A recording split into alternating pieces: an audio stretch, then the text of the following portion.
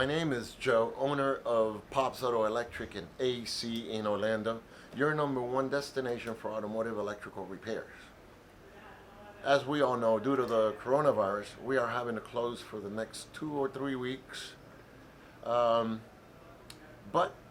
any concerns, any problems, questions, don't hesitate to just leave the comments below and we'll get back with you just as soon as we can. Also, if there's anything that we could do during this couple of weeks, we can set up an appointment system. We can go ahead and get you in and we'll take care of it. Now, if there is a major repair that we can do, we can set up an appointment and we'll get you in and we can go ahead and do it. So we are open for appointments Monday through Friday from 9 till 4. Thanks. And by the way, also any topics, any kind of video or information that you'd like us to post, also videos of, don't hesitate to also leave it in the comments below.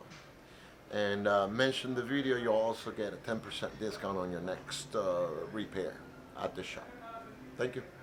When we open back up, we really look forward opening back up, take care of the community's needs, and getting back to get business rolling. Hope everybody stays safe, wash those hands, and God bless America.